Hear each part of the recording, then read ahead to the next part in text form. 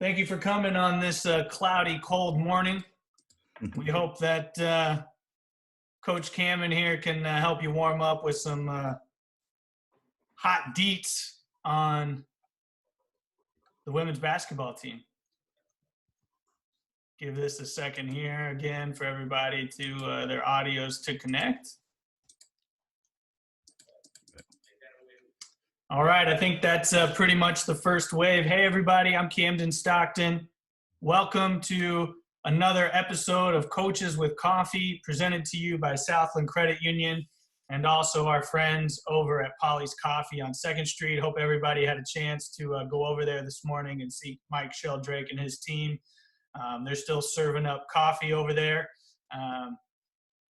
It's a cold morning, and we're hoping that Coach Cammon brings the heat. He's got a good lineup set up for you guys on stuff that he wants to talk about. So without any further ado, I'm going to turn it over to Coach Cammon. How you guys doing? Hopefully everybody's doing well.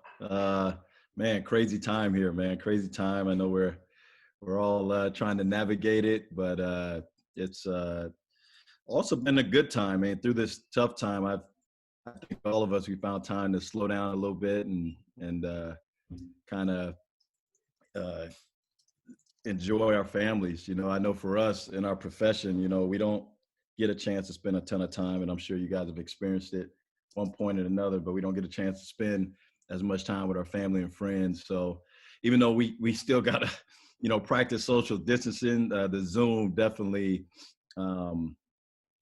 allows us to stay connected. I meet with my family, you know, every weekend, and we have Bible study, and it's pretty cool to not only have Bible study, but just a fellowship with them. And because I just don't get a chance to see them as much. And my wife, being able to spend time with her, and it's just crazy to be home. Now I got to do odd jobs around the house, which I usually call people to do, but now I have to do them, but it's good. But everything's good. Everything's good. Just excited about the upcoming year. The unknown's a little, I think, scary for all of us, you know, but it's pretty cool to see our athletes. I mean, they're pretty resilient, and yeah, they, you know, it's like they're not even going through anything. You know, you talk to them and they're in good spirits, and it's just pretty cool to see the things that we talk about on a day-to-day basis about, you know, mental toughness and being able to adjust, you know, and when you're dealing with adversity to still, you know, find, you know, something positive within it. So it's good to meet with them. You know, we meet with them, you know, twice a week, and our coaches meet with them, you know, watch film, and, you know, we have a day where some of the girls will choose an activity. Like last Friday, we played Uno, and I didn't win a game, so I'm still upset about that, but we played Uno virtually.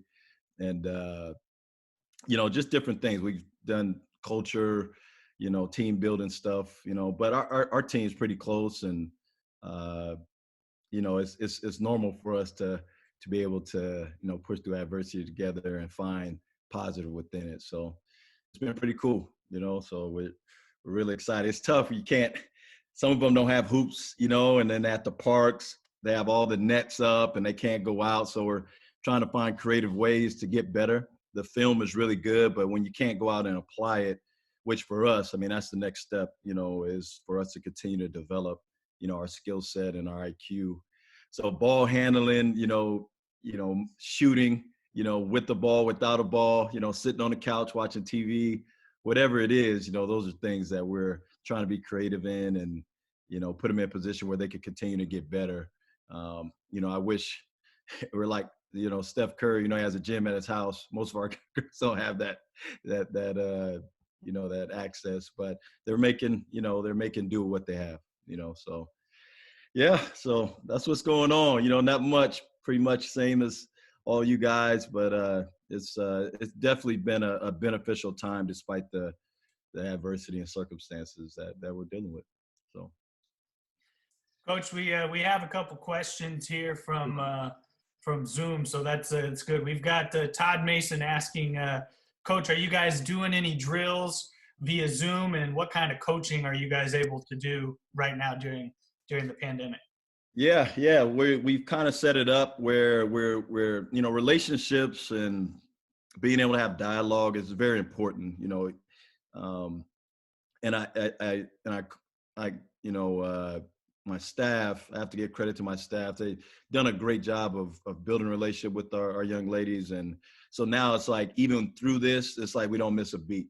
So being able to get on Zoom with them twice a week. Each of our coaches are with their position kids twice a week, and they'll break down film of them individually, and then they'll watch with their a group of their position kids. So they get a chance to not only watch film with them, but just talk to them. You know what I mean? See how they're doing. I think anytime you can, have dialogue, and anytime you can be in their presence as much as you can, virtually is good, So yeah, so we meet. It's a lot of film. We send them workouts, and we're still subjected to the NCAA rules, so we can't, get online and show them workouts, and they won't allow us, Todd, to do any of that, which we would, but because of the limitations, we're just being creative with whatever resources, that our young ladies have. Some of them have courts, some of them don't. Some of them have access to weights, some of them don't. So our strength program and Ashley, our trainer, we've all kind of got together, and collaborated to create, resources for them to continue to get better. So, like KJ, she's from Czechoslovakia. She can't, or I'm sorry, I don't want to get in trouble. Czech Republic. She'll get mad at me if I get that wrong. But she's from Czech Republic, and she's they're on lockdown from the beginning. So when all of our other young ladies were going home, she had to stay in the dorm. But she's the most optimistic, tough-minded young lady that you'll come across, and she's just as happy as you can be. And she's taking advantage of it. But to give you an idea how close our girls are, Naomi and Hunt and Arion, who Arion's not, she's graduated, but they come pick KJ up twice or three times a week, and they'll go and work out together, practicing social distancing. They're still, maintaining their space, but they're working out together, So KJ, she texted me last night. She said, "Coach, I couldn't do this amount of push-ups, so now I'm up to, this." So she's excited, and she's working hard, and she's not letting her circumstances, which we talk about all the time, she's not letting her circumstances affect her ability to continue to get better and improve and to have joy, so often, and this is a tough time. It's unprecedented. But this is where we can go back to the reason why we do what we do, all the things that we teach our young ladies, they're using now. We talk about all the, the values and principles that it takes to go into this life, and we've all experienced and deal with all the things that are thrown at us. And this is a great example of them using those things that we talk about every day. So yes, there's the basketball, but it's the life principles and the things we teach about life that are really taking effect right now, and it's just cool to see how they're dealing with this, because they're doing it in such a I was gonna say 49er, but the way we handle things at the beach, so don't want to offend anyone. I want to say it, but I don't. I'm gonna stay neutral. Coach, can you tell us? So she's still here. Does she plan on going home at all, or is she planning on No, staying yeah. here? If she goes home, then it right now it's just with what's going on, it's so uncertain. She doesn't want to go home and not have the opportunity to come back. So she's actually going to stay. And when it's safe to go home, she'll go home. But I'm like, hey, are you talking to your parents every day? And she's like, yeah, they call me every day. Like, I'm tired of talking to them. So as much as she misses them, she understands. She's like, Coach, I don't want to do anything to mess up this opportunity. Justina actually went back to Canada, and initially it didn't look like they were going to close the border, but obviously we didn't know, and we talked about that being a possibility. So they actually, it's they have, and so Justina's nervous, but we're hoping by the time it's time for her to come back, that, everything will be fine. So Chloe's still here, even though she's graduated, she's still here. But all the other young ladies, they're at home. They're at home with their families, and it's pretty funny. We get on Zoom with them, and they're in their old rooms, and you see all these princess, stuff, and you just start to see their personality. Like, what's going on? You're like, you're 22, it just did it. You got all the princess pink on the wall. She's like, oh, it's not my room anymore. I'm like, yeah, that's your room. It's okay though. But it's pretty cool to see them with their family, their parents, that get on and start waving and talking, and it's just cool because they don't normally get this time. People don't understand, like, this. They don't, especially when they're away from, even in California, but locally. But when they're out of state, they don't get to see their families. It's just, I just don't know if people understand the demand, and the amount of time it takes to be a student athlete, and it's a lot. You're in summer school. The time you get to go home is in the summer, and you got a month. You know what I mean? And some schools, they don't even let you go home a month because everyone thinks you got to be here and you got to do more, which philosophically, whatever you believe is, but there's times where we've done that, where we've had them come back in June, and stay the entire summer. And most of the time we have them come back in July. So it's pretty cool for them to be able to spend time with their friends and family, even though it's again, under these circumstances, it's valuable, man. That's what's important, and sometimes we lose sight of that, I believe. Coach, got a question here from Dennis. He's asking about the members of the team that were injured last season. As much as you can you tell us how they're healing and what you're expecting for them upcoming this year? I know we had some key pieces that were out last season. Yeah. We don't make excuses for anything, and our young ladies, the way they went into last year without all conference player who's shooting top 10 in the country, in 3-point percentage, and she's so versatile with Naomi Hunt.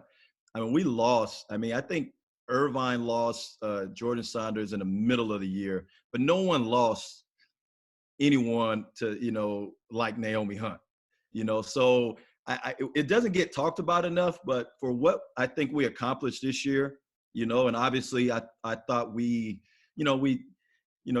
could have done better. That's my competitiveness, and that's, the standards we have, and our young ladies feel the same way. We were one game out of second place, even though the parity in the conference crazy, but, we should have, we almost beat Davis at home. We should beat Davis at home. We should have beat Fullerton. We should have been in second place fighting for a conference, and that's without Naomi. And I don't know if that gets talked about enough, but we don't make excuses. But Naomi Hunt is, a huge piece of the puzzle. And this year we defended. We're top 15 in the country in steals, and we really defended. That's what kept us in games. But we couldn't score the ball as consistent as we needed to do. And a lot of that had to do with a young lady that can get you 10 to 30 every night, and she makes everybody else better with her presence. So she's recovering really well. She was so antsy to get on the court and later on in the season, and she wanted to do more, but, the doctors didn't clear her. But Naomi is one of the hardest workers I've ever been around, as a coach, and she worked her butt off in the weight room, she and the rehab and training. Like, she's very meticulous and she doesn't mess around. So she's going to come back, better and stronger. And, she's been working on her left hand because her shoulder is a little banged up as well. People don't know that. But so she's been working on her left hand. I sent her film of Larry Bird scoring, I think it was 50 to 60 points just with his left hand. So she says she's going to do that next year. I said, okay, we'll see. But she's recovering great. And we can't wait to get her back out there. And then Kiana Hamilton, we went back and we're watching film with them. So we're watching film of her. And, everyone talks about Naomi, but Kiana's a 5'11" athlete that can play between the 1 and the 4. She, in the playoffs last year in the tournament, she had 19 points. Like, we don't win that game if she doesn't perform the way she did. So she has the ability to be really good, so she's recovering. She had surgery, and, she's recovering fine. She's at home with her mom doing rehab now. And, they actually set up, for all the young ladies that were injured to have someone they could work with back at their homes, so another good thing about this is they have to rest, they don't have to, but it forces them to have this time away from all our practices where there's a lot of times there's a lot of pounding and, and can be counterproductive at times, so it's really good to see Kiana and Naomi, getting back to full strength. And man, we're excited to add them because they definitely make us better. Coach, just wanted to add to that. We had a good point here from Dale Lindrum. Dale, I see you on the screen there with all your Long Beach stuff in the background. That's awesome. But Dale also mentioned how awesome of a student leader Naomi is. For those of you who don't know, Naomi's also on our ASI. She's a senator, so she's very involved in student life as well. So Naomi is certainly what this is all about as a real student athlete and someone who's taken full advantage of her time here at the beach. So she's incredible. She the young lady that came in, and she was the quiet in public and around us, but around her teammates, she's not, she's has a lot more personality than we realize. But she's a young lady that has definitely got out of her comfort zone and has challenged herself as a young woman. She went to a leadership conference in, I think it was Florida. And she was like, Coach, I'm afraid to go to the airport by myself. I've never been to the airport. I don't know how to, but she has grown so much.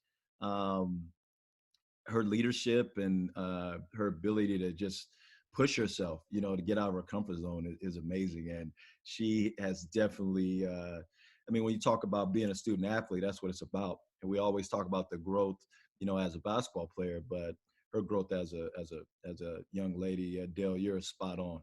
She represents us the way, we want to be represented, and we're very proud of her. For those of you who don't know also, there's a chance you can get a Naomi Hunt background for your phone. It's on beachathleticfund.com.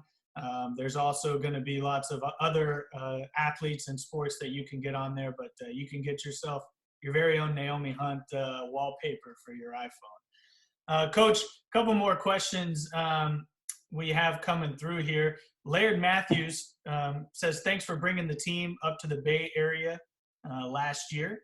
And can you expect that to continue? He doesn't live in the LA area, and he's wanting you to come up there.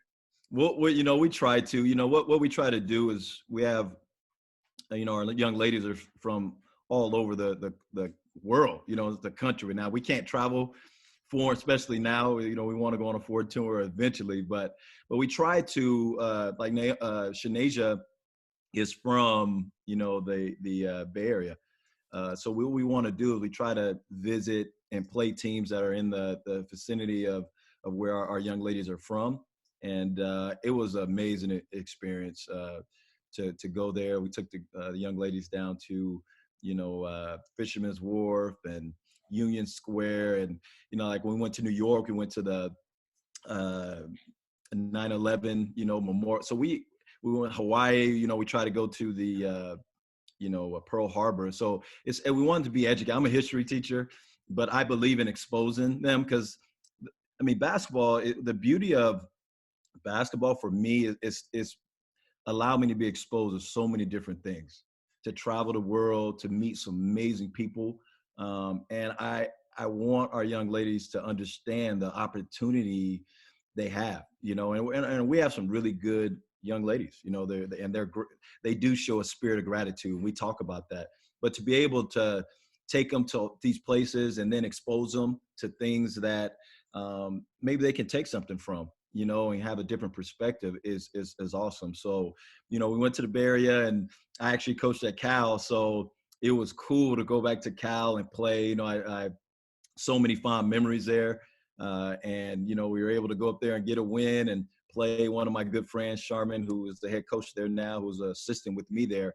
So just to see some familiar faces, we played Santa Clara as well. So just to travel different parts of the country are pretty cool. And when you're as old as me, you've been around, you know someone at every place you go. So it's pretty interesting.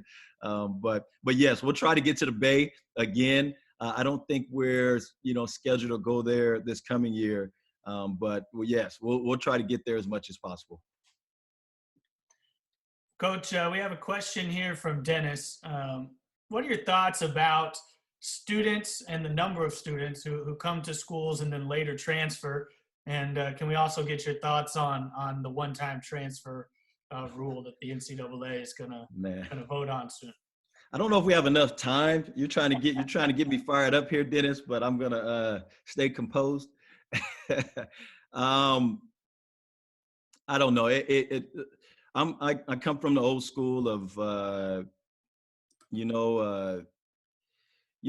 you commit, you commit, and if it's a extenuating circumstance, if it's truly not a great fit, and we've had that with some kids that, we agreed that it wasn't a great fit, which is okay. That happens at times, long as that's a mutual deal. But I just think we have to put our athletes in position to push through adversity if it's healthy.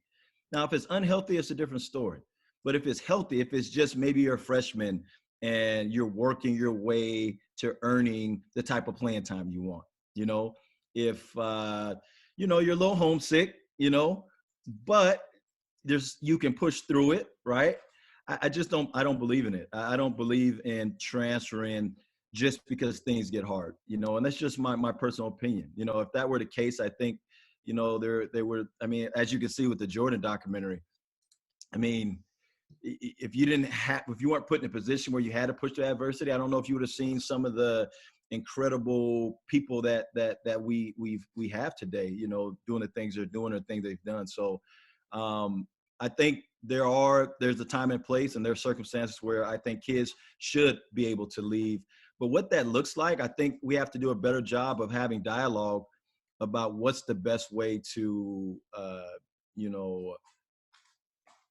create rules that are healthy for our student athletes and allow them still to grow, and I think that's important. I don't believe in a one-time transfer. I think it's going to create a lot of unintended consequences. I think it's going to, but I don't want to get political, but there has to be some accountability, and to give young ladies and young men, the opportunity just to leave whenever they want to, it's going to be the wild, wild west. And then for us, it affects the mid-major level the most, because now we're going to, we work hard to try to find young ladies that can eventually be a Pac-12 level player, because we spent time developing them.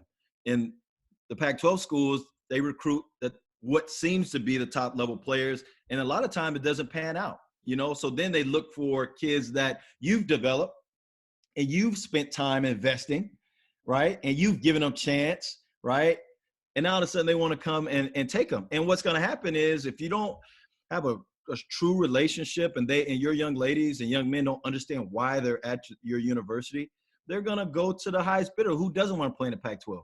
Who doesn't want all the gear that they offer and all the surface level things? But what we try to do, we try to, be transparent about it. And we have dialogue with our young ladies.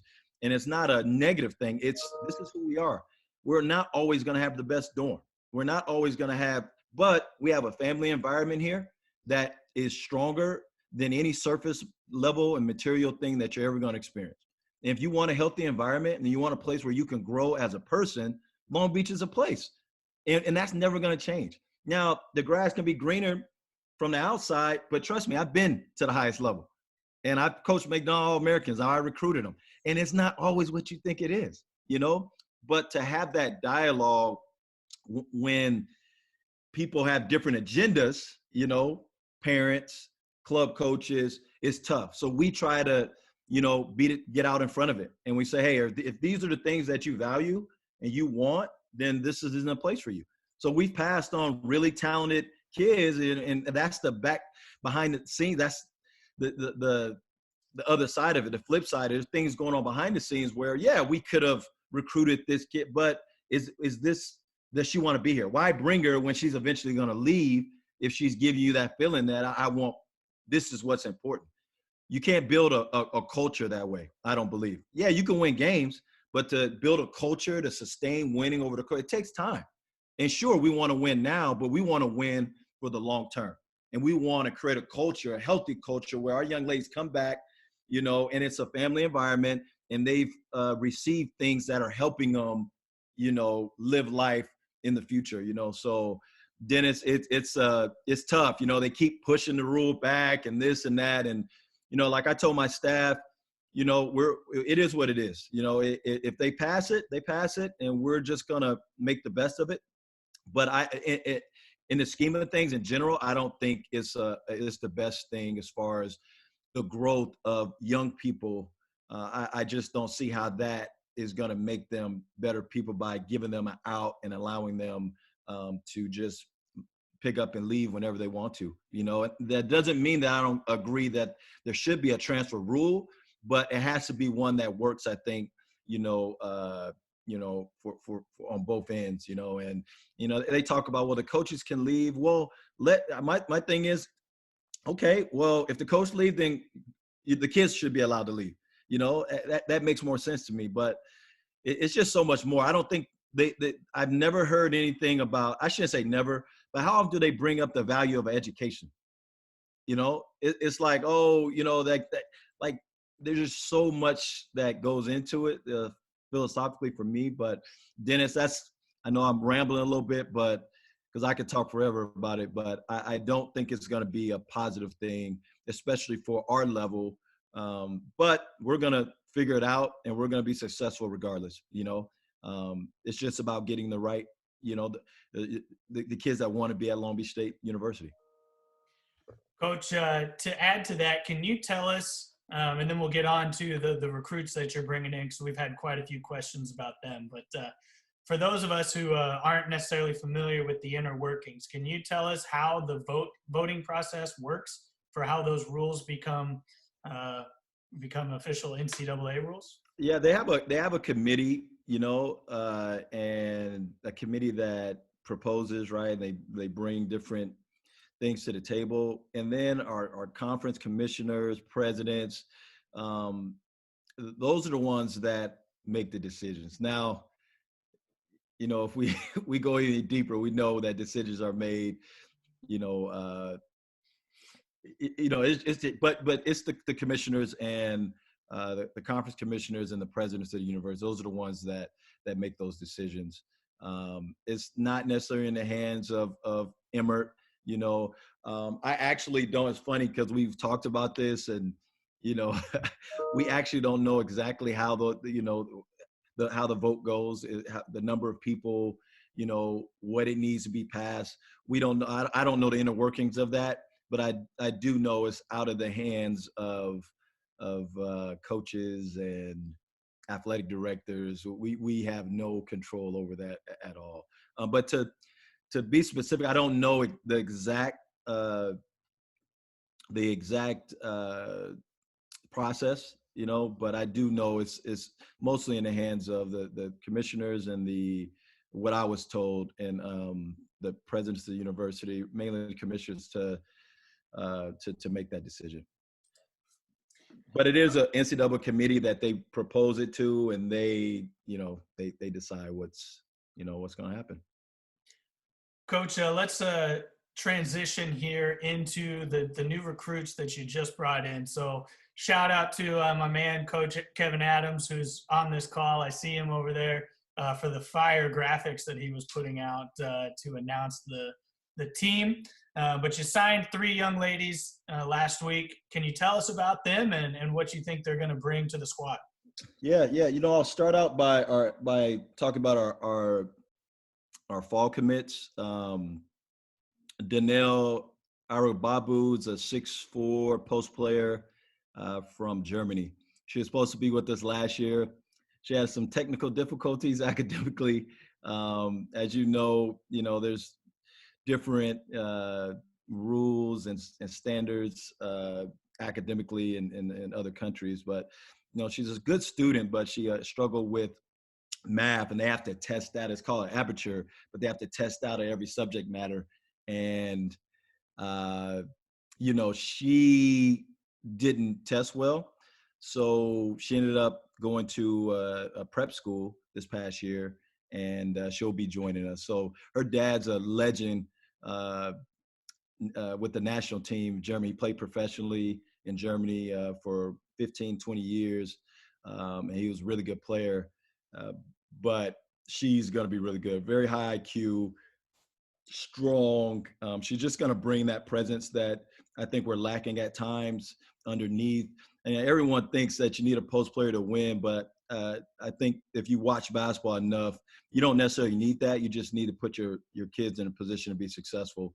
Which been a part of teams where we didn't have 6'5", 6'4", and we're still successful. But it does allow us to have someone that can be a presence defensively on the interior, can help us rebound, which we want to rebound better, and then someone that we could throw the ball to and get an easy bucket inside. And she can definitely do that, and she still needs to be developed, but because of her IQ and her understanding of the game, I think the learning curve is going to be a quick one for her. And to have that second year, she's older, which is good too. So we're looking for her to come in and play right away.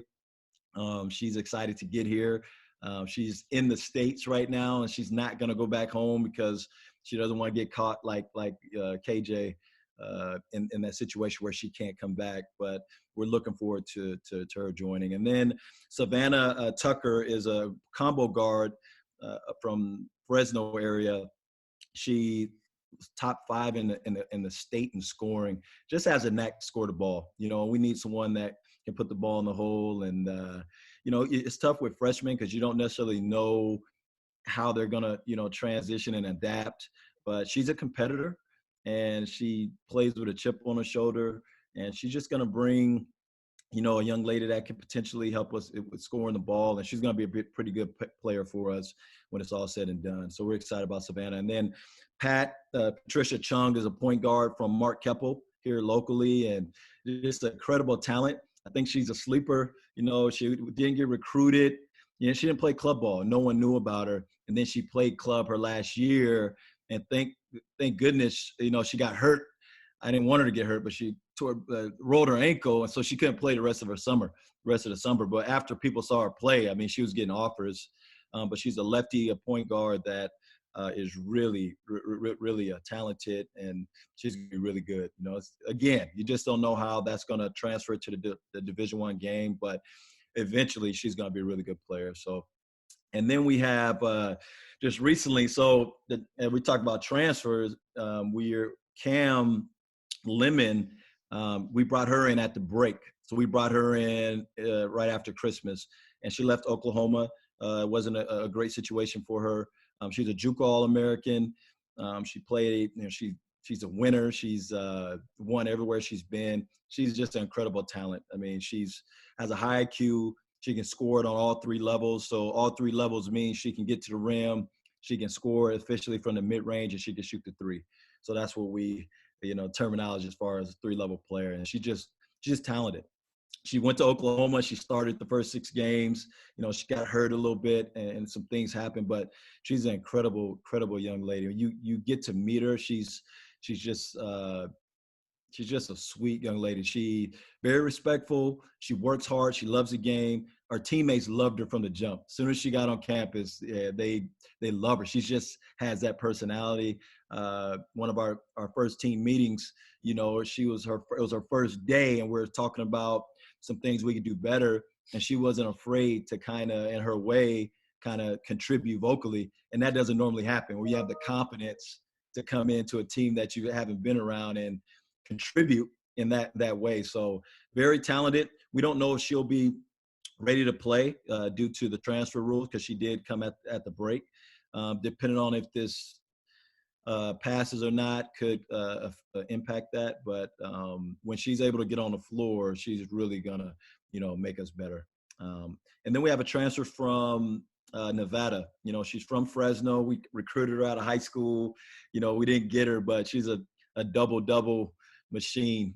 She's at about 6 foot 6'1", very athletic, versatile, tough, just can rebound. She can shoot the three. She's just a tough, tough young lady, and a leader, a natural leader.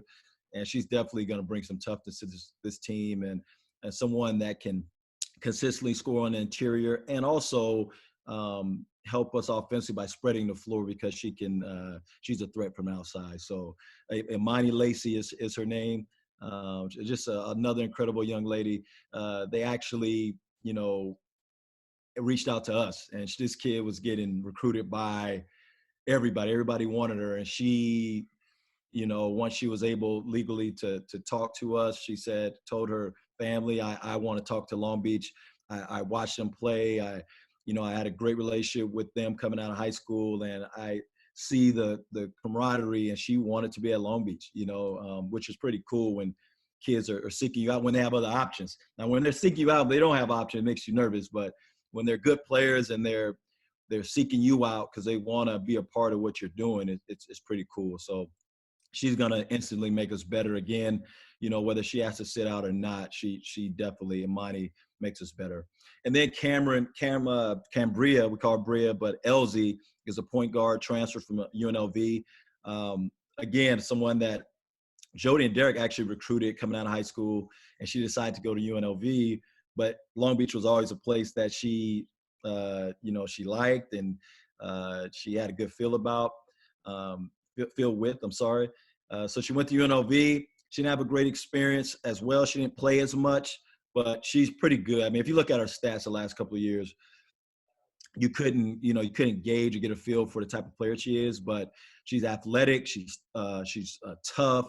She understands the game. She loves ball. She's definitely going to push Justina and Makai and Shanasia to get better. I mean, and Cam as well. But she wants, a chance to prove who she is, and she didn't feel like she had that opportunity where she was, and she's going to get that opportunity here.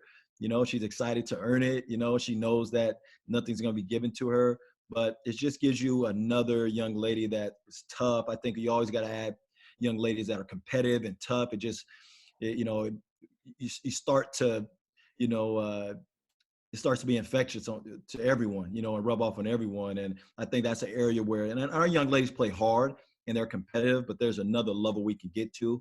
And I think by infusing these young ladies into our culture, it's only going to make us better. So Cambria Elsie, she's from Fresno as well. So you got two young ladies coming back to California, which is cool. So we're getting California kids, which is pretty cool. And then Cam she's from South Carolina, but again, she's transferred from Oklahoma. So we have three kids coming in. Six coming in all, if you count Cam, who's already here on campus. And I'm excited. I mean, I don't right now. I don't know if you can look at our roster and look at weaknesses. Now, obviously, we have weaknesses as a team, things that we have to work on and get better. But it's all a matter of getting in the gym, getting in the weight room, and developing those skill sets and our IQ. But we're going to be probably the most athletic team in the conference. We have some pretty talented kids, but we tell our girls it doesn't matter. Our young ladies, it doesn't matter how talented you are. We have to be efficient on both ends of the floor. We got to be disciplined. We got to play the game the right way. So we're working towards that. But as far as the pieces, I don't know what roster is going to be. We have to have top 2 or 3 rosters in the conference. Obviously, there's some really good teams. Barbara has a big kid, that freshman that was an All-American. That's pretty good, and they're recruiting well. Irvine's going to be good. Obviously, Davis, but I would stack our roster, up against, anyone in our conference. Coach, I saw some graphics that you guys were putting out on Twitter, and it showed that you guys were top 15 in steals last year nationally. Can you tell us a little bit about your defensive philosophy and how you guys are making that happen to keep putting pressure on the ball? Yeah, it's great to grow, and good to be able to have young ladies that have been a part of what you've been doing, for 1 or 2 or for 2 or 3 or 4 years, because now it starts to to be there. They started to take ownership over it. So I think what you're starting to see is a maturity and development in that regard. I think we've taken strides that way, especially not having Naomi and Kiana. We took bigger jumps defensively based on uh, the continuity and the having young ladies that have been a part of the program, and they've done this, so they know, they know it. So when you know it, you have and you when you know it, you can do it better. It's less thinking, it's more I'm competing at a different level because I'm just going off of instinct and I'm reacting to the things that have been taught. So defensively we try to get after it. We weren't as deep this year, which affected our ability to really stretch the floor. I'm sure you guys are watching the game like, how come they're not pressing? Because when we press, I mean, we really dictate and we turn people over, and we're able to get high percentage shots in transition. But Justine is playing 38 minutes a game, and Makai's playing a lot, and Sinead. So it's tough to play that type of style for 40 minutes. You just can't do it, or you'll wear yourself down. So we tried to temper it and do it in spots, and we wish, again, we could have done it more, but we were able to apply pressure in the half court as well. So our philosophy is dictate at all times, whether it's with our pressure, whether it's with our angles, in our zones, in our man. We're always trying to dictate and take teams out of what they want to do, and you can see teams are playing faster than they want to. We're pushing them into traps. We're pushing them into rush shots. We're making them think, and they're on their heels. So we mix our defenses up. We play 1-3-1. We play 2-3. We play 3-2. We play man. Our ability to adjust and play multiple defenses really keeps teams off balance, and they're not allowed to do what they do every day. Teams, they want to run their man offense, and they want to rep that, and we're not going to let you do that. You're going to have to make plays, freestyle, and if you have players that can do that, you're probably in better shape to be effective against us. But as you can see, most teams in our conference struggled. Towards the second part of conference, they figure some things out a little bit, right? Because you play them once and they make some adjustments. So then that's when we went man, and that's when we made adjustments. So, it's all about applying pressure, Cam, and it's about dictating, whether it's in the full court, whether it's in the half court. We're going to use our athleticism to bother teams. And our young ladies, I mean, we played Penn State, and even though they weren't very good, they're still a Big Ten team, and they're big and athletic, and we just freaking took them out, and we played Santa Clara, who had played well up until that point. They beat Davis at Davis, and we totally went up there and took them out. Oregon, I was talking to Coach Graves, and he said, Jeff, you guys are the only team, they beat us by, what they beat us by, but we turned them over 23 times. No one did that. Now, did we lose? Yes, but it just shows you what our capability is and what it was during the year. And we're only going to get better the deeper we get. So, yes, I'm very proud of our young ladies. And it takes a lot of effort. It takes a lot of effort to be able to play the style we play, and then maybe that affected us a little bit offensively, just because we exerted so much energy defensively trying to really take teams out of what they want to do. So that's the only way. I think some people look at, sometimes we could have had offensive threats on the floor because we couldn't score. But if we didn't defend, we wouldn't have been in games. If we had someone we knew every night was going to get us this, then we probably would have played some kids a little bit more. But the reality is, if we don't defend the way we defend it, we're not in those games, and we don't get ourselves a chance to even win those games, And we did it on our defense, and I'm very proud of what we did this year. Coach, we had a question here from Claire. She was asking if you've heard of any plans for arrangements for testing athletes and basketball players and whatnot if the season goes on, which we're hoping it does, as normal. No, it's so fluid, and there's no really, and our athletic department, they do a great job. Cindy, Andy, I can go down the list, Tiffany, of all the inner workings of our athletic admin. They've been great. The communication has been great. But there's only so much they could do. They go off of what the information they're getting. And whenever they receive information, they automatically assimilate and they give it to us. And to answer your question, no, we have no clue. There's just so much uncertainty right now with, you know, school, and, football right now and our fall sports, soccer. It's just so much uncertainty with summer school of what's gonna happen and what's going on. It's just really tough to answer that question. Um, I'm sure there's been dialogue about that, because it sounds like, that's what, NBA is doing and, and other professional sports teams are doing. But I'm sure that will, trickle down to our level because, we have to protect our student athletes, and even with vaccines, that's another thing. Okay, are they going to be required once they eventually have a vaccine, are they going to require athletes to do it? And then some may be uncomfortable doing it and they don't technically have to do, so there's so many, questions out there and not enough answers, but, hopefully in time that we'll get those and we're confident that we'll eventually, have answers to those questions. But Claire, to answer your question, there's no dialogue about testing, from our end, but I'm sure I feel so bad for our administration, our university, our administration, then our athletic administration, because they're having to deal with a lot right now, and I'm sure their heads are spinning and there's just so much to process and deal with and manage. And, so we try to do our part as coaches and keep our young ladies and our teams abreast of what's going on.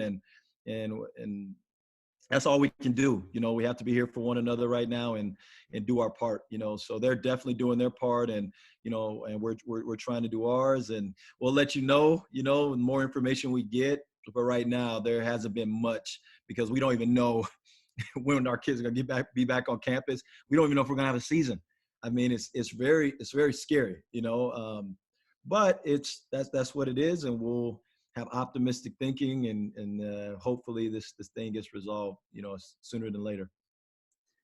Coach, we have a couple more questions here, and then we'll get to your closing statements, and we'll wrap it up here so folks can get on with their Monday. But what are the biggest games coming up in the 2020-21 schedule that you guys are excited about and are going to be measuring sticks for the program?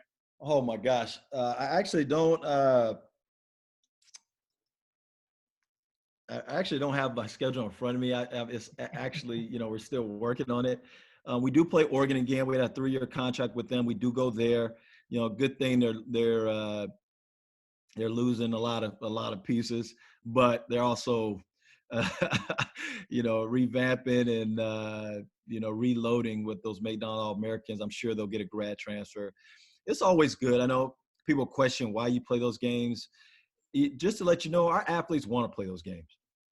Eventually we want to be a mid-major program like Gonzaga, and some Wisconsin, Green Bay. And there's programs that, maybe they're not winning those games, but they're put themselves in position to win those games.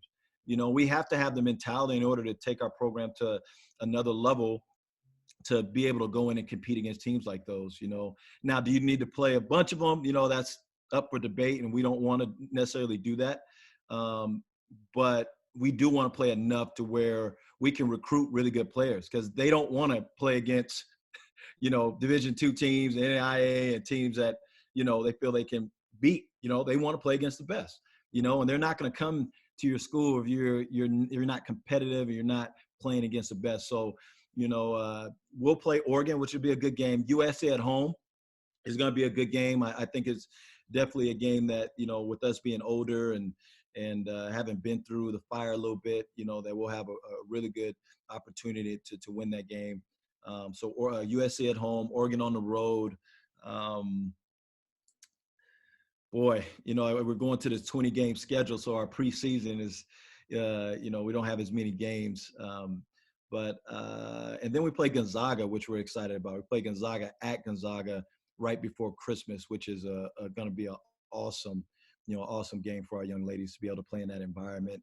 And it's another chance to get better and, We got to have a vision. Our vision is to be one of the best mid majors in the country, and that's one of the best mid majors in the country. So we schedule that for a reason. So we play that game, and then we go into conference. Which will be, I think, for us be good. So Gonzaga on the road, Oregon on the road, USC at home. We have some good ones at home. We have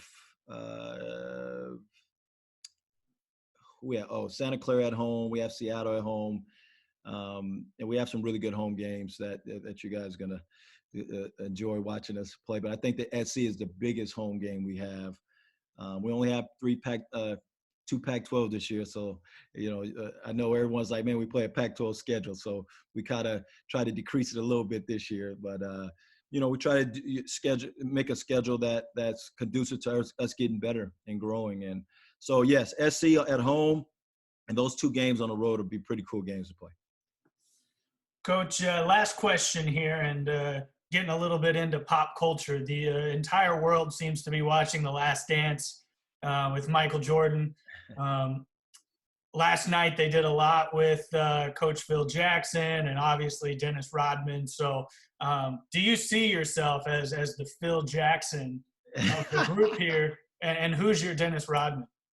I see myself as Coach Cammon. It's pretty cool to, I'm always looking for ways to get better and to grow. And I'm inspired by, I think people's journey. I love to hear the stories of, just people and how they've, got to the place they're at. Not just coaches, just people in general. I mean, I talked to Dennis and I talked to Todd and I talked to all of you, and to hear your stories, is inspiring, So The Last Dance to me is just is awesome because I love to hear the story.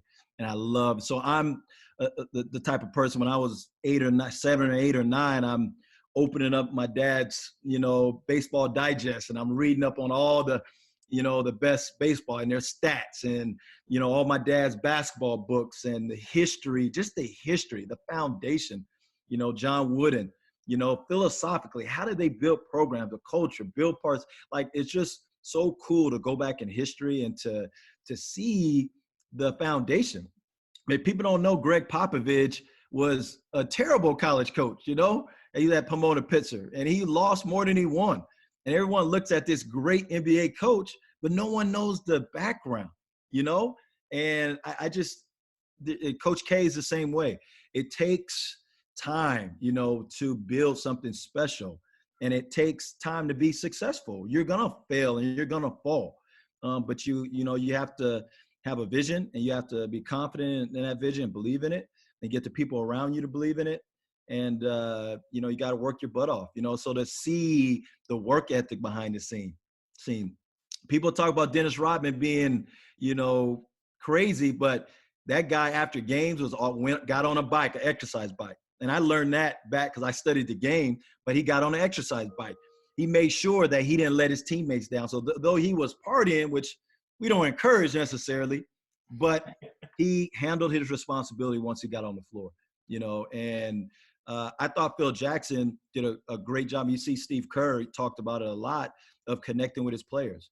And you hear that over and over. He knew he had a relationship with all of them, and he knew how to find that button to push with all of them. And sometimes you got to give rope. I think that's different professionally with that rope, than it is for us, because we're dealing with, young adults, not adults, and professionals. But, I think what I learned from it is just the relationship, the behind the scenes and all the work it took and the struggle and the adversity these people have pushed themselves through to get to this point. And then the relationship Phil had with Dennis. With Dennis, he knew how to, you saw Dennis gets emotional about it. The connection. It's the connection. So I think the more, and my feeling is, the more you're connected to your players, I think the more, you could, get them, allow them to be vulnerable to learn from you and take in the information that is given. We all have the information, but how are we efficient with that? How we get them to take that to better themselves, So, I don't have all my my young lady, I love them all. And, there's no favorites, I love them all, and I care about them, and we're a family, and I just want the best for them. And I'm going to continue to try to put them in position where they can grow on and off the floor. And, but yeah, the last dance, I'm just glad.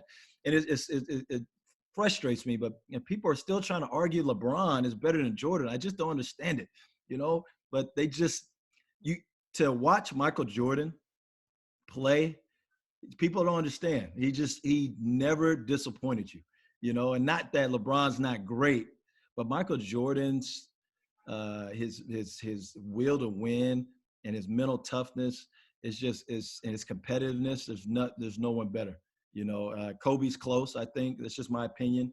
I think there's people and there's players in different sports that come close, but just my personal opinion, there's no way like that. He had no weaknesses, and everyone talks about his inability to make people better, but you saw when Phil said, I want to change, I want to stop giving you the ball every time down the floor. He was a team player and eventually said, this is what it's going to take to win. This is what I have to do, so I don't think he gets enough credit. But yeah, Last Dance is great. It's like this is the best time to be able to sit back and watch this. Is like I'm like a kid in a candy store. For those of you who didn't watch it, they also had a shout out and quite a bit of film there to Long Beach State, the great coach Tex Winter, who was here with us in the 70s and early 80s. So good opportunity to catch that and see a little bit about Coach Winter and his impact on those Bulls teams. Coach, we're going to give you a chance. And while I respectfully disagree about LeBron, which we talked about earlier, I'm going to let you take it away here, and we'll talk about that another time, and we'll wrap up things up. Yeah, I just want to say, I can't tell you how much I appreciate all of you. It's just a dream come true. It's still today.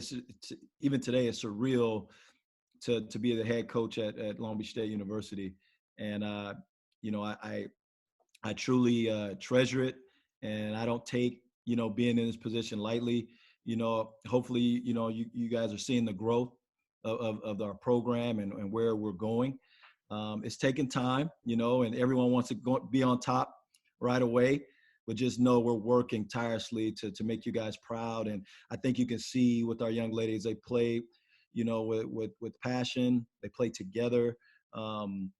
They were still young and we're still growing, all of us, but they definitely played to make you guys proud. And just know that I appreciate each one of you. It's hard not to be able to see you. You guys are all family to us, and you're what makes this place special. And we really appreciate it. So thank you guys all. I hope you guys are all staying safe. This is a scary time for all of us. And I just want you guys all to stay safe, and I know we all want to get out and we're all having cabin fever, but please take care of yourselves and take precautions, because this thing is scary, and it really doesn't hit until you're directly affected by it. And I don't want to, hear that any one of our family members are affected by this. So I love you guys. We appreciate you. We're working hard again to be ready to get back out on that floor. But first things first, health, your family, your friends, all those things are much more important than I think the things that we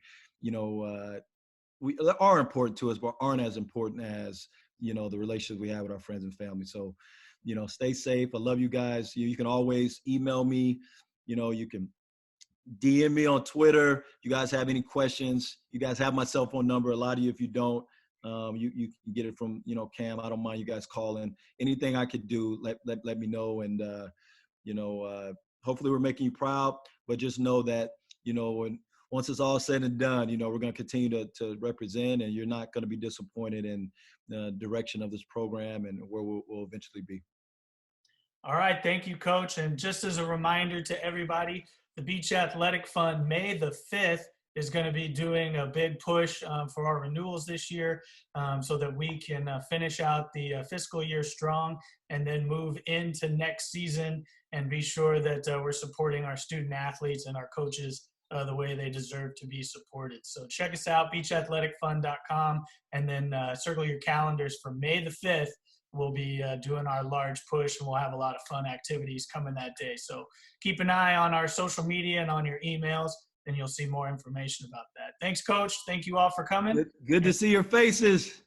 All right, and go Beach. Love you guys. Go Beach. See you soon.